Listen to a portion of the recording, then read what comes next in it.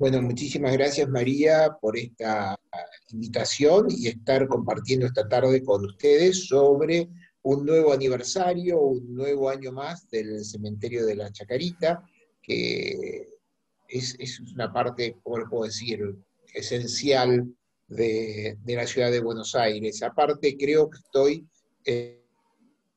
por la misma experiencia de María, de aquellos que pensamos que los cementerios son un reflejo eh, de un pueblo.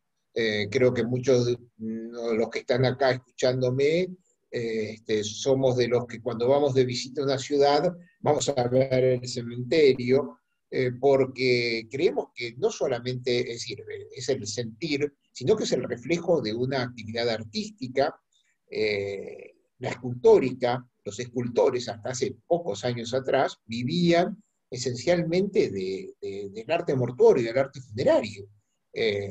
Hoy en día eso se ha dejado de lado por territorios más bucólicos, eh, por cremar los cadáveres, que es una costumbre que empezó en Buenos Aires, se institucionalizó justamente en el cementerio de la Recoleta, perdón, en el cementerio de la Chacarita, perdón, generalmente me invita a hablar del cementerio de la Recoleta, o sea que voy a hacer varios lapsus confundiendo Recoleta con Chacarita.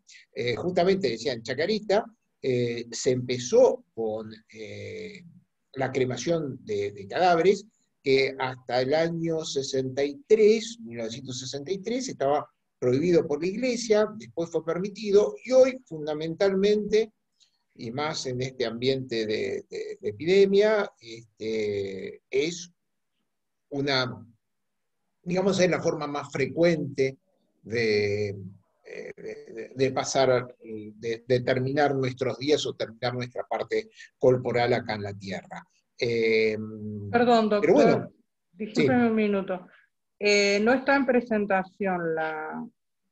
No, ahora voy a empezar con la presentación, estaba Oh, hablando. ok. Eh, a ver, ahí está en presentación. Yo Sí. lo sigo A ver, viendo. espera. Ya está. Sí, por acá.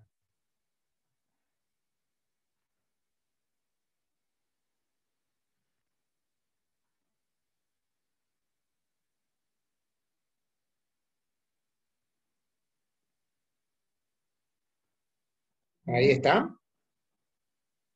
No Ahí lo está sé. compartida la imagen. No, sí, está compartida su pantalla, pero lo veo completo. Ah, sí, completa, sí. La imagen completa. No, completo con las diapositivas al costado.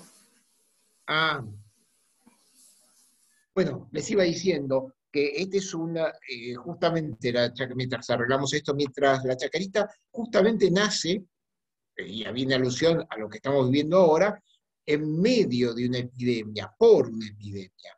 Hasta ese entonces la ciudad de Buenos Aires tenía el enterratorio del norte, que después se llamaría Recoleta, tenía el enterratorio del sur, que estaba al lado de donde hoy está el Hospital Muñiz, y había algunos enterratorios, había un enterratorio más chico en Belgrano, y justamente debido a la cantidad impresionante de muertes que hay durante la epidemia de fiebre amarilla de 1871, es que surge la necesidad de hacer un nuevo cementerio que se llamaría del Oeste.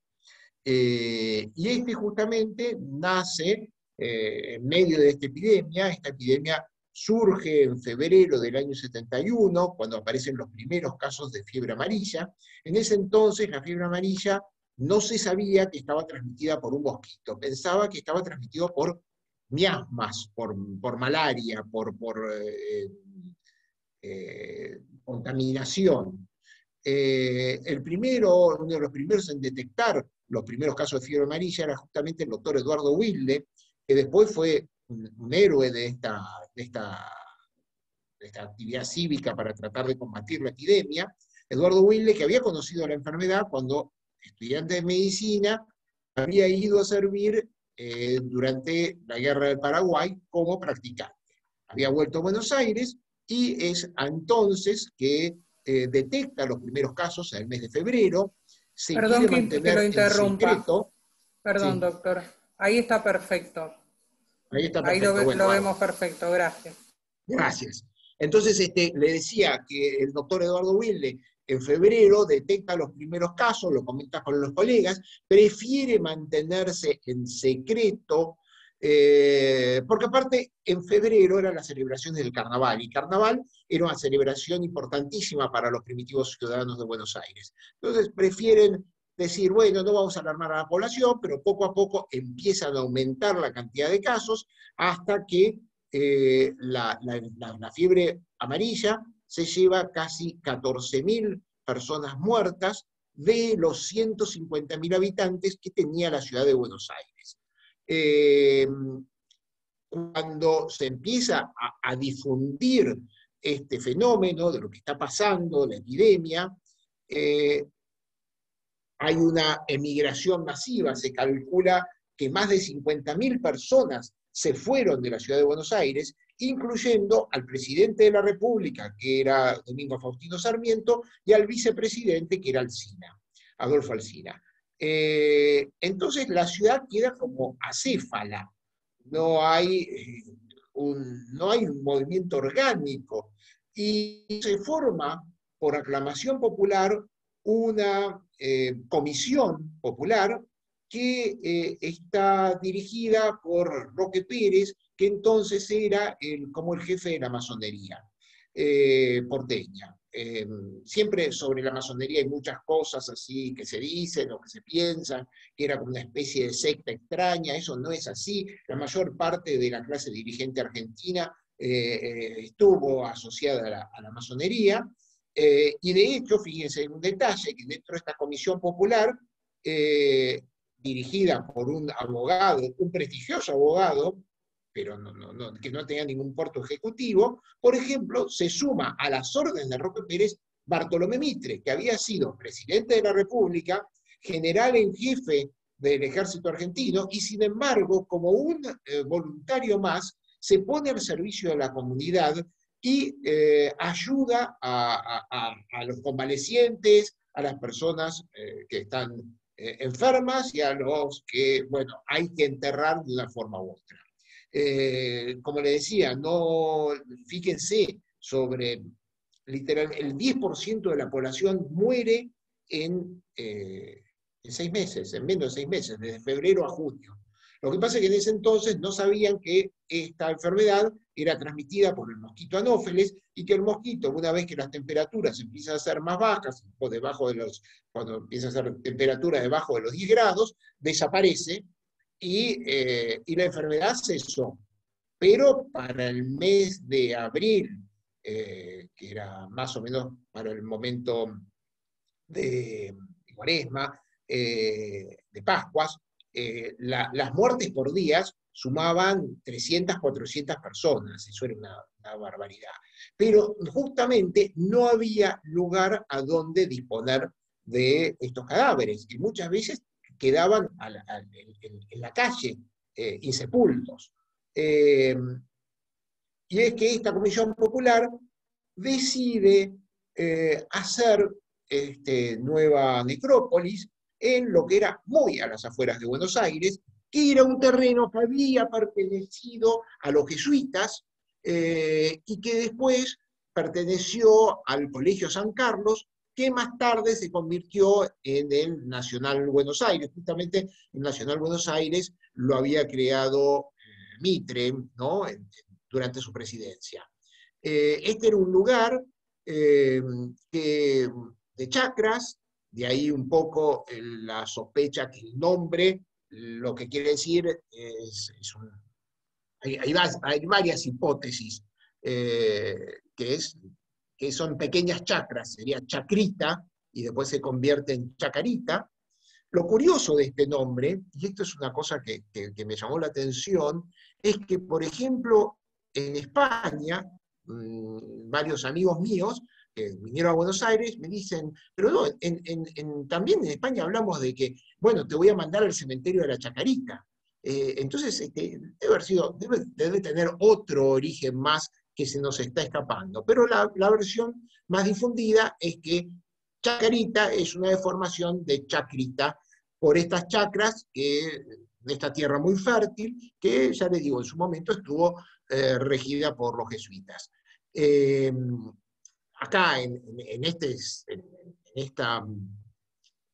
lugar, en esta zona que después ocupará el cementerio, es donde transcurre una parte de esa divina novela argentina que es Juvenilia, de Miguel Cané, que era un estudiante del Nacional Buenos Aires, y contaba las travesuras que hacían los estudiantes en ese entonces, generalmente, como iban de vacaciones a este lugar, lo que cuenta Cané es que cuando pasaban por el frente de la comisaría de Belgrano, la policía los seguía porque sabía que iba a haber algún tipo de desmanes en ese entonces. Bueno, este es el lugar elegido para hacer la nueva necrópolis, porque justamente cerca de ahí pasa el ferrocarril.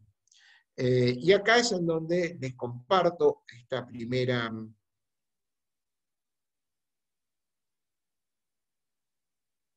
diapositiva. A ver, esperen. ¿Sí? Ahí está. Una de las primitivas, la primitiva locomotora que impulsó los primeros ferrocarriles en Buenos Aires, que fue con la conocida porteña, que empezó a ser manejada por el ingeniero Alan en el año 1857, hace su primer recorrido, y en ese entonces esta porteña salía de un predio en donde hoy está ubicado el Teatro Colón. De ahí seguía en línea recta hasta, ustedes si conocen la cortada, lo que se llama Enrique Santo Discépolo, que es como una calle curva que está antes entre Callao y Corrientes. Bueno, en ese lugar daba una vuelta y después seguía por la calle Corrientes hasta Jean Lloré, en donde paraba para que fuesen cargados los ataúdes. De ahí es que esto se conocía como el tren de la muerte. Y finalmente llegaba hasta la zona de Chacarita, donde se descargaban los ataúdes y se los sepultaban. La primitiva Chacarita, la que se hace en 1871, no estaba precisamente en el lugar que conocemos ahora, sino a una cuadra de ahí, un par de cuadras de ahí, es en donde es el Parque Los Andes, que todavía dicen que debajo de su superficie se conserva alguno de esos primitivos ataúdes, aunque la mayor parte fue transferido a el predio, lo que llamarían la Nueva Chacarita, que es en donde hoy está el cementerio. Este tren era conducido, como le decía, por el ingeniero Alan, que muere justamente durante la epidemia y es sepultado en el cementerio de la Chacarita. Si vamos a hablar de esta comisión popular que dirige Roque Sáenz Peña, en eso Buenos Aires tenía aproximadamente 80 médicos, más o menos, para toda la ciudad, para los 150.000 habitantes.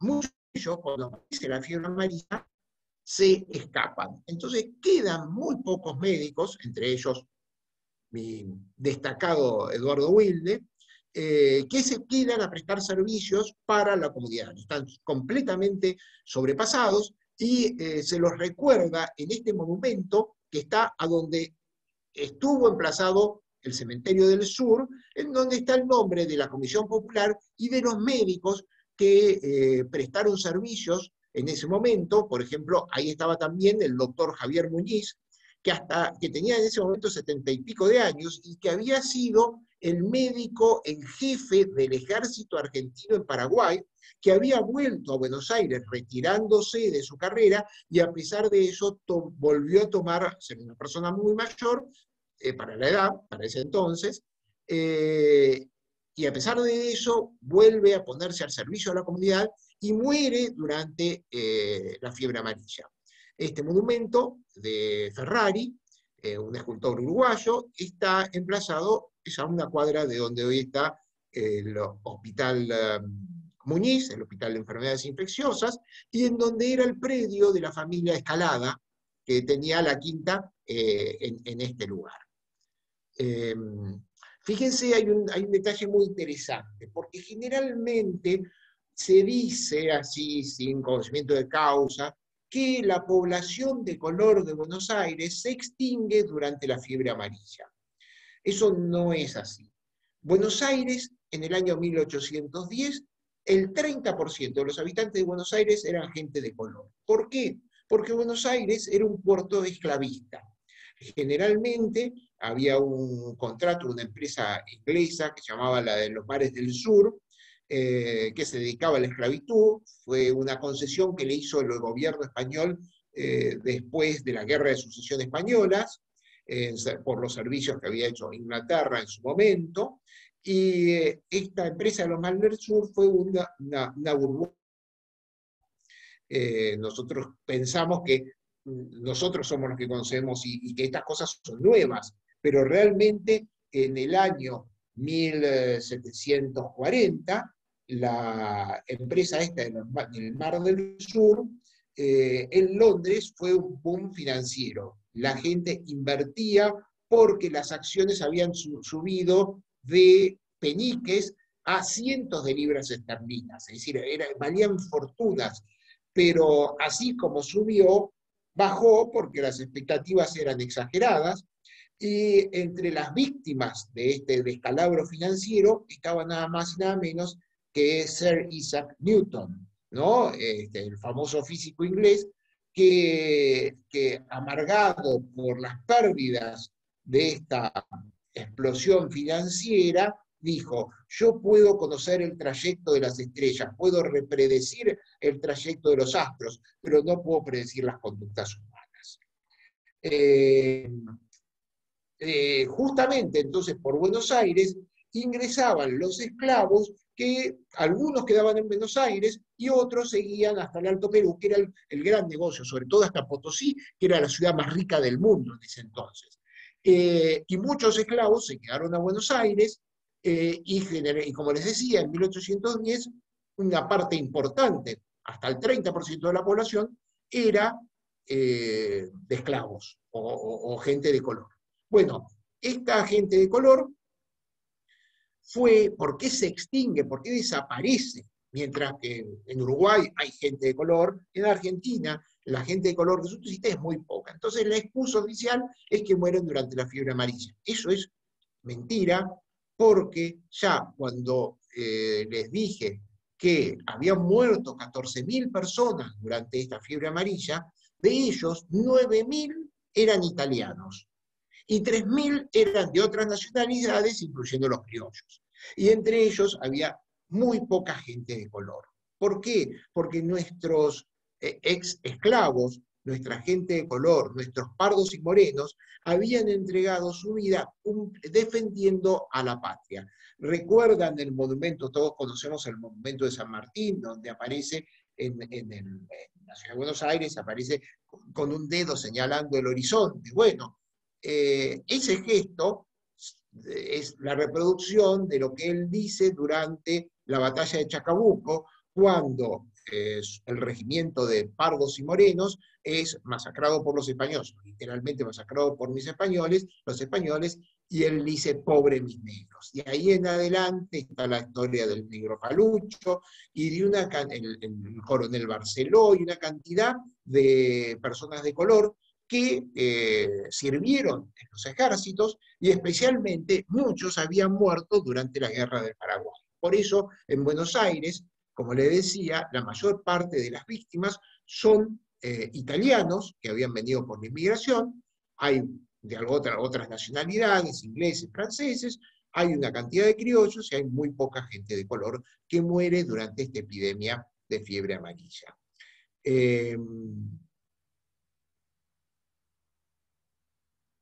Esta es otra foto de la Porteña, porque después la Porteña quedó como un monumento, creo que está en el Museo de Luján, y que bueno, siempre hay celebraciones alrededor de la misma. En la última foto en donde aparece funcionando esta locomotora. Y como les decía, la mayor parte de las víctimas fueron italianas. Y acá se da un fenómeno que se repite en casi todas las epidemias: la discriminación. En la historia de las epidemias, siempre la culpa la tiene el vecino, ¿no? Como hoy hay una discusión que si el epicentro de la enfermedad es la ciudad de Buenos Aires o la provincia de Buenos Aires, en fin, ese tipo de discusiones siempre a la culpa del otro.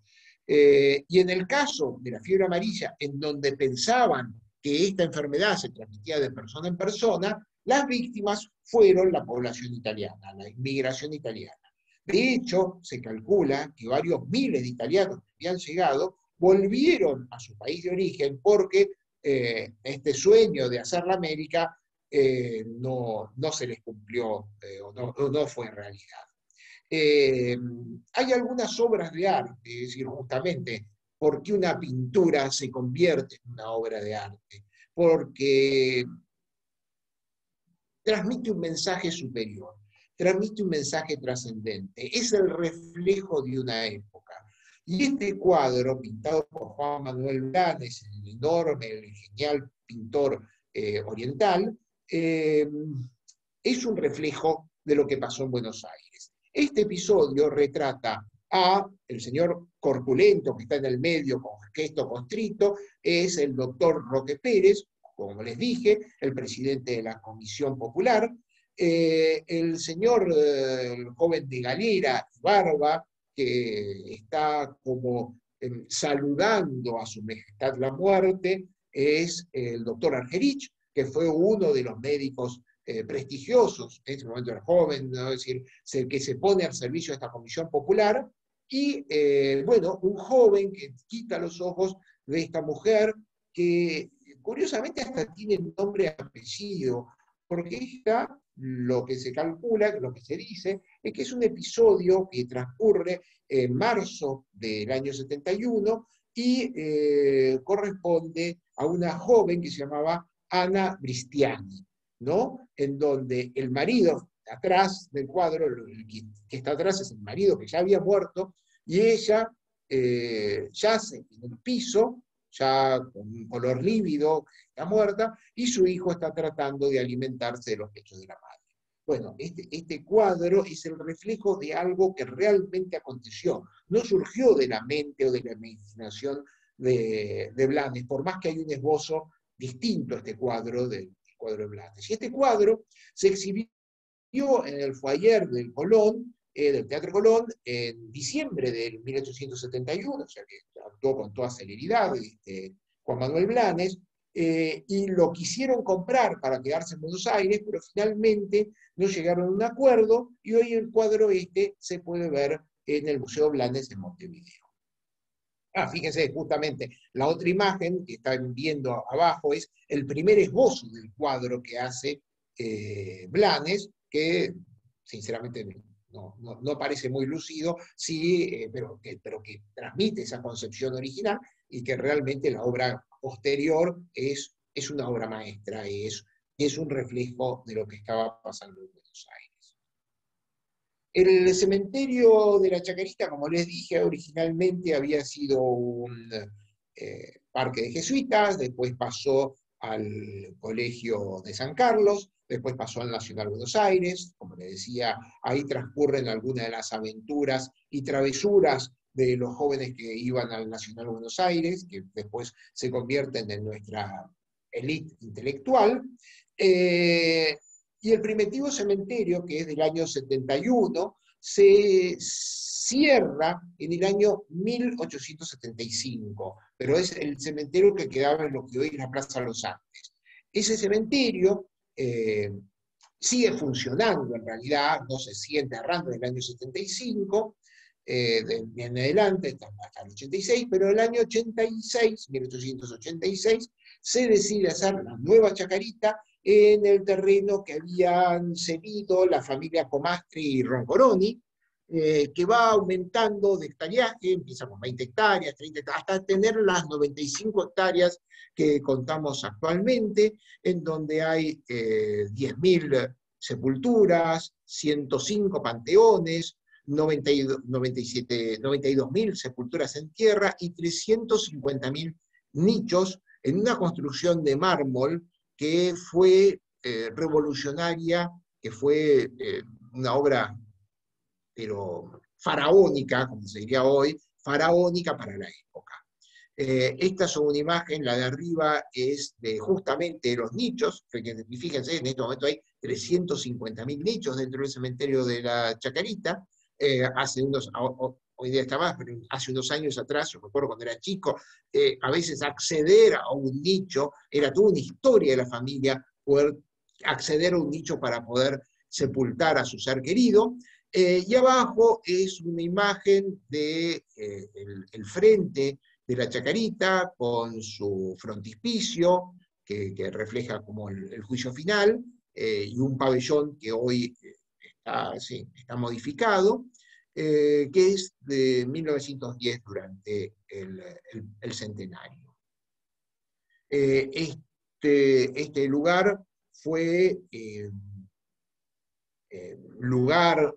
fue un lugar en donde, bueno, histórico, aparte en el año 1920, durante la Semana Trágica, es testigo de unos episodios de violencia entre los grupos populares y algunos grupos más efervescentes, tiroteos con la policía, muertos, durante eso, cuando se hizo un traslado de víctimas de la represión al cementerio de la Chacarita, se producen estos desmanes. También hubo un episodio en 1930, cayó un tranvía con casi 40 personas al riachuelo, y también hubo un traslado multitudinario en el cementerio de la Chacarita.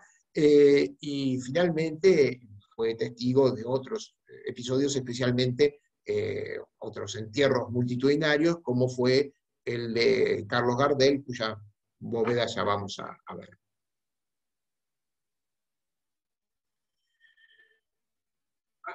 Un poco, podríamos hablar, es decir, hay, como les dije, miles de sepulturas, miles de bóvedas, cientos de panteones, 5 panteones para ser precisos.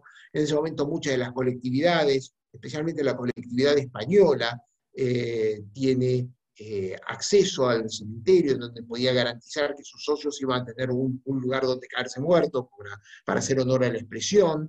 Y se hicieron monumentos, se hicieron edificios realmente magníficos, como están viendo el Panteón de la Sociedad Española de Socorros Mutuos, que hoy está literalmente abandonado y en ruinas. Hasta hace poco tiempo atrás estaba prohibido el acceso porque había peligros de derrumbe, pero es una obra, ustedes ven, casi del estilo churrigueresco, ¿no? Fíjense cómo está. Un hermoso edificio, pero que, como muchas bóvedas y como muchos panteones del cementerio de la Chacarita, necesitan reparaciones y necesitan conservación. Lo que pasa es que ya en este momento no todos ven la necesidad de tener este tipo de enterratorios. Ya le digo, la muerte ha adquirido un carácter más bucólico o un carácter más práctico, como es el de la cremación. Entonces, estos monumentos, que realmente fueron el reflejo del esfuerzo de una sociedad, se están viniendo abajo. Les quiero recordar que en este cementerio hay mucha gente famosa sepultada acá, en distintos panteones. Por ejemplo, también en el Panteón del Hospital Español, estuvo enterrado Nieto Alcázar Zamora, que fue presidente de España antes de la Guerra Civil. En el Panteón Policial hay figuras de las fuerzas policíacas. Entre ellos se destaca Evaristo Meneses, que fue un detective muy popular y muy conocido en la década del 40 y del 50. En el Panteón Militar hay figuras como el coronel Cornell y varios Rattenbach y varios militares destacados, y estuvieron enterrados ahí dos presidentes. Uno fue Ramírez y el otro fue Lonardi, hasta que Lonardi fue transferido al cementerio de La Recoleta, donde ocupa el lugar que dejó libre el general Paz cuando éste fue trasladado a Córdoba. En el Panteón Naval está Hipólito Bullard, el primer marino con una nave argentina en circunvalar el mundo. También está el famoso navegante solitario Vito Dumas. En el Panteón del Magisterio está Juana Manso, que en su momento no le quisieron dar cristiana sepultura porque ella había abrazado la religión protestante y no la quisieron sepultar. Estuvo bastante tiempo dando vueltas hasta que finalmente fue aceptada en el Panteón del Magisterio. En el centro gallego, que es un edificio realmente notable, de una arquitectura románica, con gárgolas, muy, muy, muy impresionante el centro gallego, estuvo enterrado el médico y escritor Rodríguez Castelao. En la casa del boxeador hay figuras de renombre de nuestro boxeo, que supimos tener muchos campeones mundiales. Entonces, por ejemplo, ahí está enterrado Gatica, Pascualito Pérez, Caballito Suárez, entre otras personas destacadas. En la Asociación Argentina de Actores, luego podríamos hablar, está Tito Luciardo, Olmedo, en fin, grandes estrellas populares, pero sobre todo en el Panteón de Músicos, hay, uno podría decir que acá descansa el tango. No ha muerto el tango nunca muere, pero descansa el tango, porque famosas luminarias de esta música popular, como Arola, Cadícamos, Canaro, Castillo, Discépolo, Fresedo, Tita Merelo, bueno, esos están aquí enterrados, y ya vamos a ver, Paquita y Bernardo, perdón, y ya vamos a ver el lugar por antonomasia, que es la sepultura de Gardel. Hay otras, hay un recinto de personalidades, en donde está enterrado, bueno, figuras del contexto popular, como Magaldi, Pugliese, Troilo, Sandrini, pintores como Butero, y poetas como Alfonsina Storni. Y bueno, así podríamos seguir. En las bóvedas están Lusac, Lecture, Enrique de Bedia, Ditela, en fin, Magdalani, Newbery, Jorge Newbery, el pintor, figuras políticas como Rucci, hay 2 o 3 gremialistas que murieron asesinados en su momento. En fin, es un lugar de migración popular, es decir, hay muchas de nuestras figuras populares, históricas, enterradas en este cementerio, pero bueno, a veces uno tiene que elegir algunas porque no podemos enumerar o pasar por todas ellas. Y una que quiero compartir con ustedes es el doctor Tomás Liberato Perón Hughes, que era el abuelo del general Perón, y en esta bóveda es donde estuvo enterrado el general Perón, y en donde transcurrió ese muy curioso episodio que todavía no ha sido resuelto, que es el robo de las manos del general Perón, que aparte dicen que hay varios muertos relacionados con el cementerio de la Chacarita que podrían haber sido testigos de todavía no ha sido resuelto, curiosidad histórica. De Tomás Perón era un médico notable, su nieto estaba muy orgulloso. Hay una anécdota que quiero compartir con ustedes, que es sobre el hábito o la curiosidad frenológica que tenía el doctor Perón. Resulta que en el siglo XIX se decía que uno podía conocer las características psicológicas de los individuos a través de los accidentes óseos del cráneo. Es decir, uno, sobre todo en ese entonces, que había una medicina muy positivista y escuelas de pensamiento positivista, decían que los criminales, por ejemplo, tenían cierto tipo de características en su cráneo. En su cráneo.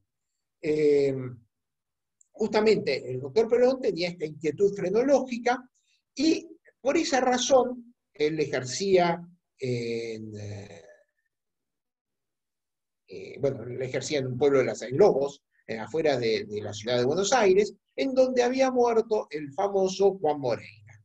Entonces resulta que cuando es exhumado el cadáver de Juan Moreira alrededor de 1780, por ahí, el intendente de Lobos no tiene mejor idea que regalarle el cráneo de Juan Moreira al doctor Tomás Perón para que lo pueda estudiar desde el punto de vista frenológico y poder determinar cuáles eran las características de este criminal, ¿no? Es decir, Moreira muere como un forajido.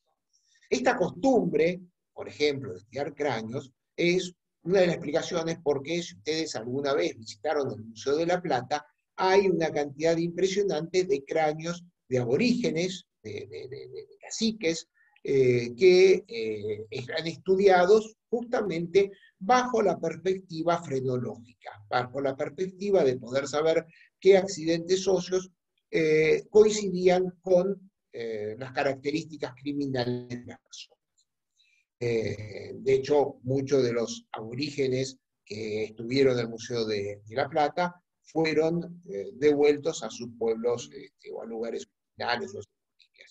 Pero el caso de Juan Moreira es obsequiado este cráneo al doctor Perón, que comienza a estudiarlo y que no puede encontrar ninguna de las características que especialmente Lombrosio había dicho que tenían que tener estos criminales natos.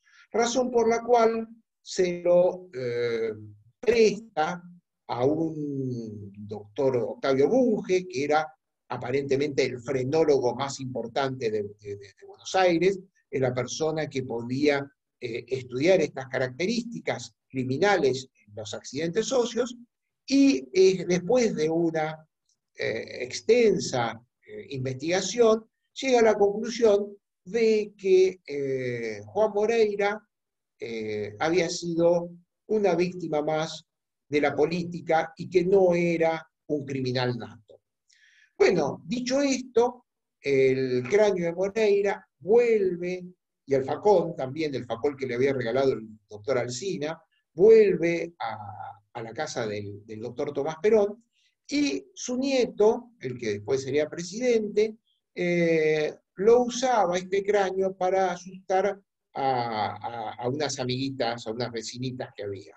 Este cráneo un día se le cae, que estaban en perfecto estado de conservación, se le cae, se rompe, y ahí deciden que para no seguir siendo Juan Moreira víctima de esta, vamos a decir, sanción post-mortem, es entregado al Museo de Luján, donde actualmente uno puede ver la cabeza de Juan Moreira con una falla, una ruptura, del cual el culpable había sido el joven, el que después sería general.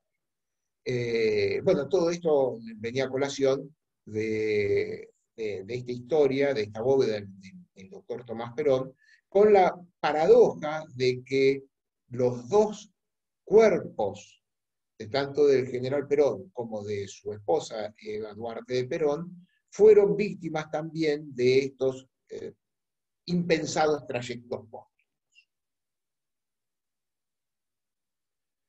Justamente, como les decía, la tumba paradigmática de este cementerio, donde fue fue testigo de una manifestación multitudinaria, fue el entierro de Carlos Gardel, muerto el 24 de junio de 1935 y trasladado a Buenos Aires desde Medellín a través de distintas formas de locomoción. En un momento el ataúd de Gardel tuvo que ser trasladado al lomo de a lomo de burro, después viajó en avión y barco hasta que es descargado en Buenos Aires, y es homenajeado en el famoso Luna Park, en donde hay una enorme manifestación para saludar a este personaje, a este gran cantor, que hay una colecta popular para hacer este monumento, que en un momento, debido a un probable desvío de fondos, al final la madre de Gardel termina construyendo esta bóveda para albergar los restos de su hijo y los de ella misma, que lo pasa a habitar en el año 1943. Este es un lugar de peregrinación, fíjense todas las placas que recuerdan al mudo, que siempre en esta estatua donde está con los dedos, siempre hay un cigarrillo entre sus dedos. Y que fue también testigo de una curiosa costumbre, de donde viene ese famoso dicho andá a cantarle a Gardel, porque iba mucha gente a prestarle un homenaje y en el interín cantaban alguna de las canciones, algunos de los tangos que Gardel hizo famoso. También, curiosamente, y esto se liga con el próximo tema que vamos a ver, se atribuyen a Gardel algunas curaciones milagrosas, porque en este cementerio también hay una devoción popular. Acá hay testimonios de curaciones milagrosas, invocando a la Madre María, invocando a la hermana Irma, que fue la seguidora de la Madre María, invocando a Gilda, la famosa cantante, y hasta Gardel, como le decía recién, y hasta que veremos más adelante, otras personas que dicen que pueden tener efectos curativos. Justamente la Madre María, que en su momento hasta atendió, se codió con presidentes de la República, como Hipólito Yrigoyen, Pellegrini, etc., tenía capacidades curativas y también predictivas. Aunque algunas de sus predicciones, como que el mundo iba a terminar en el año 2000, al menos no se han cumplido. Y entre las personas a las que se atribuyen capacidades curativas está nada más y nada menos que Ringo Bonavena, el famoso boxeador que estuvo a pocos golpes de derrocarlo a Cassius Clay, que fue un personaje muy popular en su momento y que tiene una muerte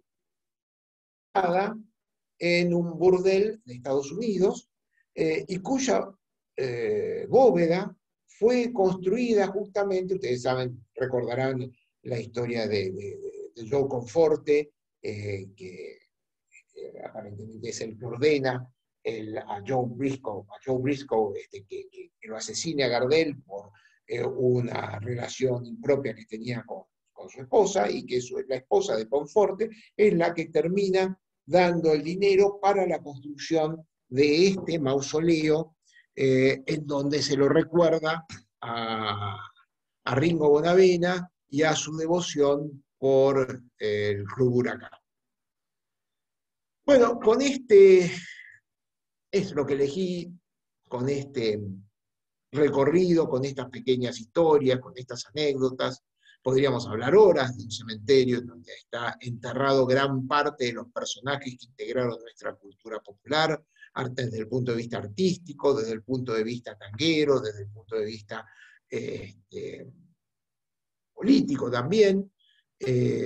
Bueno, quiero concluir recordándole, bueno, justamente todo esto lo averiguamos cuando hicimos el libro con Hernán Bizarri, en donde también recordamos que el predio que integra la Chacarita también está ocupado por otros dos cementerios, que es el alemán y el británico, que era lo que llamarían los cementerios de disidentes, que originalmente estuvieron emplazados al lado de la iglesia del Socorro, sobre la calle Juncal. Después fue trasladado a la Plaza Primero de Mayo, y finalmente fue trasladado a la parte posterior del cementerio de la Chacarita, sobre la calle Elcano, y que este cementerio alemán y británico se separaron durante la Primera Guerra Mundial. Se hizo un muro que, justamente cumplido 100 años de la finalización de la Primera Guerra Mundial, se ha derribado este muro, y el cementerio alemán y británico, que nacieron juntos, ahora vuelven a estar juntos. Bueno, hasta acá he llegado. Si hablamos, si quieren comentar, hacer algún aporte, o si yo puedo ayudar en alguna duda que ustedes puedan tener, con mucho gusto vamos a tratar de resolver estas inquietudes. No sé si ha sido demasiado largo o corto.